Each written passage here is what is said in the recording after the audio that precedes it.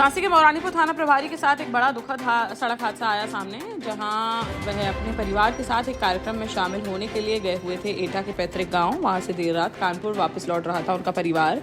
तभी कन्नौज में अचानक से अनियंत्रित होकर बिजली के पोल से जा टकराई उनकी कार, जिसमें इलाज के दौरान थाना प्रभारी के बेटे 30 वर्षीय सत्यम सिंह राठौर की हो गई मौत। वहीं थाना प्रभारी शिव कुमार सिंह राठौर, उनकी पत्नी व बहू गंभीर रूप से हो गए घायल, जिन्हें अस्पताल में कराया गया भर्ती। वहीं बेटे की मौत की खबर सुनकर परिवार के लोग हो गए बदहवास। पुलिस ने शव को पोस्टमार्टम के लिए भेजकर मामले की जांच की शुरू। ललितपुर में बीती शाम मौसम ने अचानक से बदल ली करवट, जहां शाम को अचानक से छा गया अंधेरा और तेज आंधी के साथ होने लगी झमाझम बारिश। साथ ही बारिश के कई जगह गिरे ओले, जिससे लोगों को गर्मी से मिली थोड़ी राहत। वहीं किसानों को हुआ नुकसान। उनके खेतों में रखी हुई थी गेहूं की कटी हुई फसल, जो बारिश में हो गई गीली। इधर तेज हवाओं के कारण कई गिरे पंडाल व पेड़। तो वहीं सदर कैंट के पास कार पर गिर पड़ा एक स्वागत द्वार, जिससे वहां की सड़क पर लग गया जाम। जालौन के कौंच कोतवाली थाना क्षेत्र में एक दिन से लापता बुजुर्ग का शव गुरुवार की शाम को कुएं में उतराता हुआ देख इलाके में मच गया हड़कंप। स्थानीय लोगों ने पुलिस को दी सूचना। मौके पर पहुंची पुलिस ने शव को निकाला बाहर, जिसकी प्रताप नगर मोहल्ला निवासी देवी शरण याज्ञिक के रूप में हुई पहचान, जो बुधवार की रात 12 बजे अचानक से हो गए थे गायब, जिसके बाद से उनका नहीं चल सका था कोई पता। पुलिस ने शव को पोस्टमार्टम के लिए भेजकर मामले की जाँच की शुरू। झांसी में क्रेशर प्लांट पर एक डंपर खदान में गिरने से क्लीनर की हो गई मौत, जबकि करीब 40 फीट नीचे गिरे डंपर के हो गए 3 टुकड़े। शुक्रवार को डंपर में सवार होकर जा रहा था क्लीनर नरेंद्र पाल, तभी अचानक से असंतुलित हो गया डंपर और जा गिरी खदान के नीचे, जिस पर तुरंत दौड़कर मौके पर पहुंचे आसपास के लोग तो देखा कि केबिन में फंसा हुआ था नरेंद्र, जिसको निकाल कर ले जाया गया मेडिकल कॉलेज, मगर यहाँ पहुंचने से पहले ही उसने तोड़ दिया दम।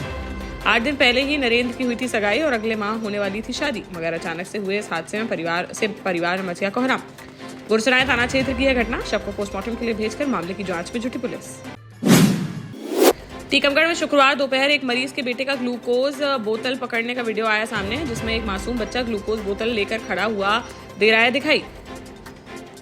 वह अपने मरीज पिता को चढ़वा रहा है ग्लूकोज। मरीज को किडनी में दर्द की शिकायत होने पर परिजनों ने बीते 8 अप्रैल को करवाया था भर्ती, जिसे डॉक्टरों ने बीते गुरुवार को कर दिया था डिस्चार्ज। गुरुवार को कोतवाली थाना क्षेत्र के जिला अस्पताल का है मामला। हालांकि अस्पताल प्रशासन का कहना है कि स्टैंड लेने गया था वार्ड बॉय। इस दौरान बच्चे को पकड़ा दी गई बोतल।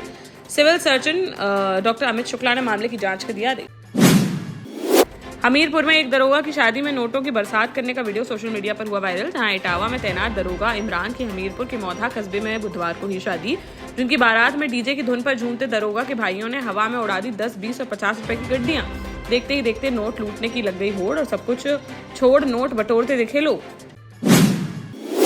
जालौन के डकोर कोतवाली क्षेत्र में 9 जनवरी को हुई 50 वर्षीय मधु हत्याकांड का पुलिस ने कर दिया खुलासा, जहां मकरेचा गांव निवासी 50 वर्षीय मधु पर 9 जनवरी की रात को सोते समय पेट में मार दी गई थी गोली। 17 दिन के इलाज के बाद उसकी हो गई थी मौत। मृतका के बेटे ने अज्ञात बदमाशों द्वारा यह कांड किए जाने का लगाया था आरोप। जांच में सामने आया कि बेटे शिवम ने ही अपने चचेरे भाई के साथ मिलकर इस वारदात को दिया था अंजाम, जिसके बाद पुलिस ने हत्यारोपी शिवम को गिरफ्तार कर भेज दिया जेल।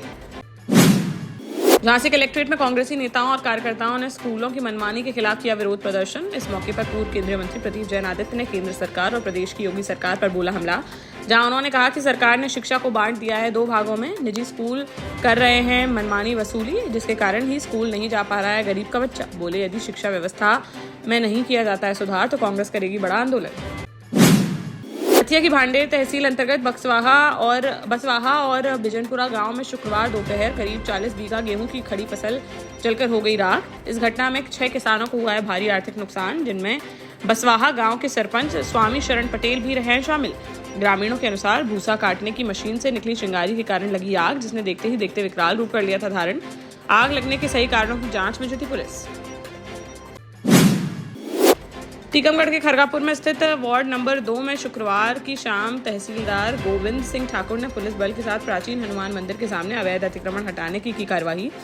जेसीबी मशीन की मदद से मंदिर के सामने से हटाए गए अवैध रूप से बनाई गई दुकानें और टीन शेड। इस दौरान दुकानदारों ने किया विरोध, लेकिन प्रशासन ने जारी रखी अपनी कार्यवाही। इस दौरान तहसीलदार ने चेतावनी देते हुए कहा कि दोबारा मंदिर के बाहर न करे अवैध कब्जा। झांसी में एक बड़ा हत्याकांड आया सामने, जहां प्रेमनगर थाना क्षेत्र के जुगियाना मोहल्ले में उस समय फैल गई सनसनी, जब तेज दुर्गंध आने पर आसपास के लोगों ने एक मकान के अंदर जाकर देखा तो उसमें पलंग के नीचे खून से लथपथ अवस्था में पड़ा हुआ था 50 वर्षीय अखबार विक्रेता नासिर भाई का शव। स्थानीय पार्षद के अनुसार इस घर में अकेले रहते थे नासिर। जिनका पूरा परिवार पुलिया नंबर 9 में स्थित घर में करता है निवास, जिनका कभी कभार यहाँ होता रहता था आना जाना। पुलिस ने घटनास्थल का बारीकी से किया निरीक्षण और शव को पोस्टमार्टम के लिए भेजकर मामले की जांच की शुरू। टीकमगढ़ में युवा कांग्रेस ने एलपीजी, पेट्रोल और डीजल की कीमतों में हुई बढ़ोतरी के खिलाफ किया अनोखा प्रदर्शन, जहां कार्यकर्ताओं ने गांधी चौराहे पर चूल्हा जलाकर बनाई रोटियां। कांग्रेस विधायक यादविंद्र सिंह बुंदेला ने भी प्रदर्शन में लिया हिस्सा और चूल्हे पर सेकी रोटियां। इस दौरान कांग्रेस विधायक ने कहा कि लोग पहले ही महंगाई से हैं काफी परेशान, वहीं रसोई गैस और डीजल पेट्रोल के दाम बढ़ाकर भाजपा सरकार ने गरीब और मध्यम वर्गीय परिवारों की तोड़ दी है कमर। ललितपुर के मडावरा में शुक्रवार को दिन दहाड़े किसान से बड़ी चोरी की घटना आई सामने, जहां बैंक से 2,29,000 रुपए निकालकर गिरार तिराहे के समीप स्थित एक दुकान पर गए ग्राम तिसकना निवासी अयोध्या प्रसाद पाल, जहां उन्होंने दुकान की अलमारी में रख दिए पैसे और फिर लघु शंका करने चले गए बाहर। 5 मिनट बाद लौटकर वापस आए तो उक्त स्थान से गायब थे पैसे। आशंका जताई जा रही है कि शातिर चोर बैंक से ही किसान का कर रहा था पीछा और मौका मिलते ही दुकान से पैसे चुराकर हो गया फरार। पुलिस ने आसपास लगे सीसीटीवी कैमरों को खंगाल कर मामले की जांच की शुरू। झांसी के मऊरानीपुर में एक झोला छाप डॉक्टर के इलाज के कारण 6 साल की मासूम की चली गई जान, जहां उल्दन थाना क्षेत्र अंतर्गत पल्ला गांव निवासी गौतम चंद्र कुशवाहा अपने 6 साल के बेटे ऋतिक के बीमार पड़ने पर उसे ले गए गांव के ही कथित झोला छाप डॉक्टर महेश चंद्र श्रीवास के पास। परिजनों का आरोप है कि डॉक्टर की दी हुई दवाई पीने के बाद बच्चे के मुंह से निकलने लगा झाग और वह हो गया बेसुध, जिसे तुरंत ले जाया गया अस्पताल, जहां डॉक्टरों ने उसे कर दिया मृत घोषित। पुलिस ने शव को पोस्टमार्टम के लिए भेजकर मामले की जांच की शुरू। झांसी में सड़क दुर्घटना में मां पुत्र हो गए घायल, जहां गुरसराय निवासी मोहित सोनी अपनी मां के साथ बाइक से अकोडी गांव से आ रहे थे गुरसराय। जैसे ही एरश थाना क्षेत्र के गांव कोडरी एवं डोडी के बीच पहुंचे हुए तभी किसी अज्ञात वाहन ने उनकी बाइक में मार दी जोरदार टक्कर, जिससे सड़क पर जा गिरे बाइक सवार मां पुत्र और गंभीर रूप से हो गए घायल, जिन्हें प्राथमिक उपचार के बाद झांसी मेडिकल कॉलेज के लिए कर दिया गया रेफर। मामले की जांच में जुटी पुलिस।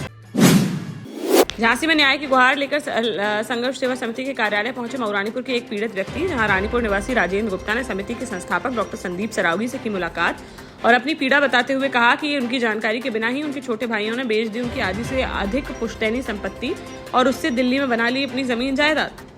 समय रहते उन्हें इसकी नहीं हो पाई जानकारी। जब उन्हें इस बारे में पता तो वह अपनी बची हुई संपत्ति बचाने के लिए पहुंच गए संघर्ष सेवा समिति के कार्यालय और उन्होंने समिति संस्थापक से इस मामले में दखल देकर बची हुई संपत्ति की सुरक्षा करने और बची हुई संपत्ति पर उचित कार्यवाही करने में सहयोग करने की रखी मांग। देश का जाना माना सैनफिन ग्रुप आपके लिए फिर लाया है झांसी में वास्तु के हिसाब से फ्लोर प्लान सहित एक शानदार टाउनशिप, जिसमें सुरक्षा की दृष्टि से सीसीटीवी, एक ही ग्रैंड गेट से एंट्री और एग्जिट, चौड़ी सड़कें, parking, car wash area, senior citizen and international fountain parks, swimming pool, gym, badminton, tennis आदि courts, school, hospital, shopping mart आदि कई सुविधाएं। इसीलिए तो हम झांसी में लोगों की पहली पसंद।